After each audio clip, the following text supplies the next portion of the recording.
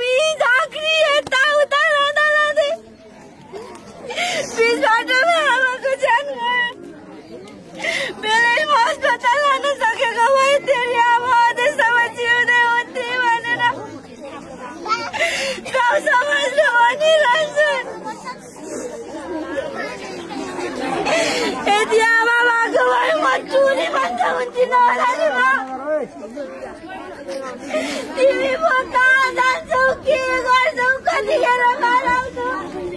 केही मतलब छैन तर अझ छोरी हो नि घरमा एक्लै बस्नुपर्छ यसको भाउलाई चाहिँ यसको मतलब छैन जे गर्दा नि हुन्छ भनेर गाउँ समाजको छोरा मान्छे मेरो लुगा च्यात्न तम्सिन्छन् कहिले बुझ्छ तिमीले कहिले तिमी एकजनाको कमजोरीले कतिजनाको जिन्दगी बर्बाद भएको छ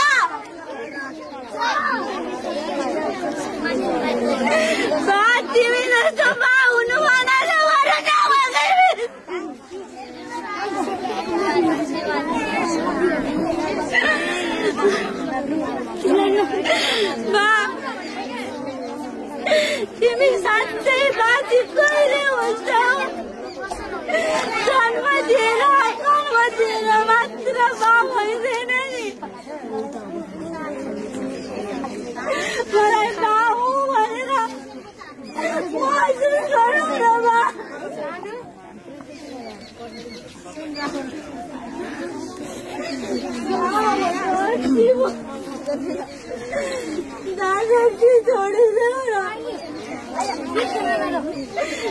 छोड्दैन मलाई पनि यो घर चाहिँदैन म घर छोड्छु हेर छोरी तिमी घर छोड्ने कुरा नगर तिमी आमाले पनि तिमी सानै हुँदा मलाई एक्लै छोडेर गइन् अब तिमीले पनि छोडेर गइन् भने त म कसको सहारामा बाँच्छु तिमीलाई त चार लक्ष भएपछि कसैको वास्ता छैन होइन छोरी त्यसो नभन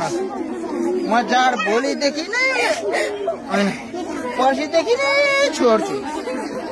तर तिमी घर छोड्ने कुरा नगर न ल तिमीले भोलि भोलि भोलि भन्ने बाना भनेको कति वर्ष भयो थाहा छ तिमीलाई त मभन्दा त्यही जाड रक्सी नै प्यारो छ तर त्यही कारणले म कसरी बाँचिरहेको छु भनेर मेरो ठाउँमा पनि बसेर सोचिदेऊ न भाइ राम्रो काम गर्न सक्यो भने गाउँ समाजमा परिवारको राम्रो छाप बस्छ पुस्ता पुस्तासम्म राम्रो भन्छन् तर नराम्रो काम गर्यो भने छोरा नाति नातिना सबैले परिवारलाई समाजले हेप्छ परिवारको नराम्रो छाप बस्छ समय अझै छ बा सुध्र न बिन्ती गर्छु बा यो परिवार समाजमा इज्जतकै साथ बसेको हेर्नु चाहन्छु भने आजैदेखि चार रक्सी छोडिदेऊ न बा तर भएन रहेछ छोरीलाई पनि रकेटो आऊ भने बिगाउने मारो भन्ने चाहन्छु भने रक्सी नै गाउँ रक्सी आउन विचार गर हो छोरी यी सबै कुरा मैले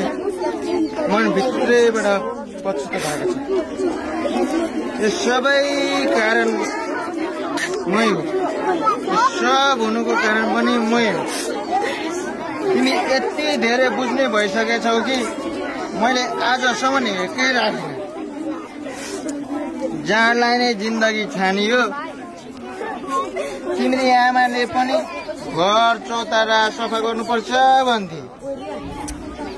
घर चौतारा मात्र नभएर समाज पनि सफा गर्नुपर्छ भन्थे म भने जाँड खाएर आएर चौतारा सफा गर्ने बाना नगर भन्दै कुट्थे तिम्रो आमाले रोपेको चौतारीमा रोपेको त्यो रुख पनि 10 वर्ष भइसकेछ त्यो रुखले बरु अहिले शीतल छारी दिन सक्ने भइसकेछ म भने अहिलेसम्म बाँचेर कसैलाई केही दिन सकेर हिँड्दछु मलाई माफ गरिदेऊ छोरी म आजैबाट जाँड छोड्छु माफ गरिदेऊ ल साँच्ची छोरी म अब सबै गाउँतिर डुलेर भाइ बहिनीहरूलाई नुहाउनु पर्छ सरसफाइ हुनुपर्छ भन्दै गाउँभरि डुल्दै हिँड्नु त भाइ बहिनीहरू होइन बा पहिला तपाईँ चाहिँ कुरुक्क नहुनु तपाईँले ननको कति भयो भन्नु त मैले त पोहोर त नुहाएको अहिले त 1 वर्ष नि भयो भोलि त त्यही पनि नुहाइहाल्छु भोलि होइन आज अहिले नै नहुने म पानी लिएर आउँछु तयार भएर बस्नुहोस् है बा अहिले त चिसो छ आफू बुढो खोला त नुहाऊ अहिले त नुहाऊ भाइ बहिनीहरू अलि पर बस्छ है हाम्रो बाले नुहाउन लाग्नु भएको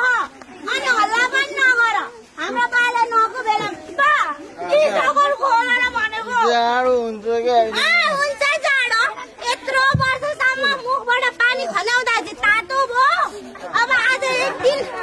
जिउमा पानी खान टोपी खोल न बा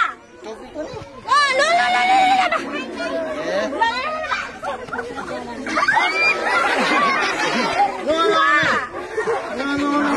चुप लागेर यहाँ आऊ छिटो अहिले गाउँलेहरूले देख्यो भने के भन्ला के भन्नु नि बाउ त कति सानो रहेछ छोरीले नुहाइदिन्छ भन्छन्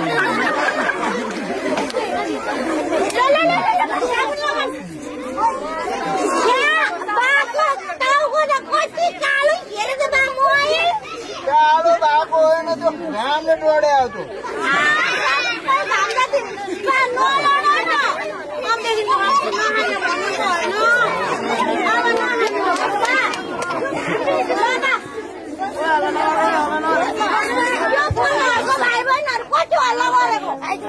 चुप लागेर बस्नु सक्दैन हाम्रो बाले नको बेलामा अहिले ल्याएर नुहाइदिन्छु अनि थाहा हुन्छ सबैजनालाई बा अब हामी है नुहाइसकेर बाले नुहाइसम्म अनि अस्पताल जाने बालाई के भएको छ जोटाउने अनि केही भएको रहेछ भने उपचार गर्ने रहेनछ भने चाहिँ खुइ घर आउने एकछिन नभा अब एकछिन हो क्या अनि घर आएर बाउ छोरी पनि सफा बस्ने अनि हाम्रो घर पनि सफा राख्ने है बा बाजेहरू भयो बाबा भयो सफा भएछ है अब त तिमी पनि खुसी छौ होला है छोरी अरे संसारकै सबैभन्दा राम्रो मेरो बाजे म खुसी हुनु त बा अब त हामीलाई गाउँ समाजले पनि सफा घर भन्छन् होला हो त नि भन्छन् नि बा किन पो नभन्नु त भनिहाल्छ नि होइन भन्न थालिसके ए ल अब भाइ बहिनीहरू पनि आउनु भए रहेछ म जान्छु न मलाई बा यो पनि लिएर जाऊ ल फेरि ल एकदम बधाई छ है त नानीलाई आहा हेर्नुहोस् त सरसफाइको लागि विद्यार्थीहरूको कति धेरै ठुलो भूमिका हुँदो रहेछ आफ्नो घर परिवारलाई सुधार्नको लागि बालबालिकाको अत्यन्तै महत्वपूर्ण भूमिका हुँदो रहेछ भनेर यहाँले देख्नुभयो नि सरसफाइ हाम्रो शरीर मात्रै सफा भएर भएन कपडा मात्रै सफा भएर भएन हामीले हाम्रो व्यवहारलाई पनि सफा गर्नुपर्ने रहेछ हाम्रो सोचाइहरूलाई पनि सफा गर्नुपर्ने रहेछ र भाइ बहिनीहरूले पनि आफ्नो घर परिवारमा यस्तै खालका समस्या छन् भने त्यसलाई पनि सफा गर्नको लागि महत्वपूर्ण भूमिका खेल्नुपर्ने रहेछ भन्ने कुरा आज हामीले हजुरहरू जस्तै विद्यार्थी यहाँ हेर्नु त रिता उहाँबाट थाहा पाएका छौँ साँच्चीकै मरिन गाउँपालिकाले यति राम्रो कार्यक्रम आयोजना गर्नुभयो कि जो तपाईँ हामी सबैका लागि अत्यन्तै महत्वपूर्ण रहेको छ एकैछिन हल्ला नगरिकन बसिदिनु होला हामीले सरसफाइ हाम्रो व्यक्तिगत जीवनमा सँगसँगै हाम्रो विद्यालयमा सरसफाइ अत्यन्तै आवश्यक छ विशेष गरी भाइ बहिनीहरूलाई म भन्दैछु आफू विद्यालय आउँदै गर्दाखेरि साथीहरू जस्तै राम्रो बनेर आएको छु कि छैन सफा बनेर आएको छु कि छैन त्यो कुरालाई पनि ख्याल गर्नुहोला।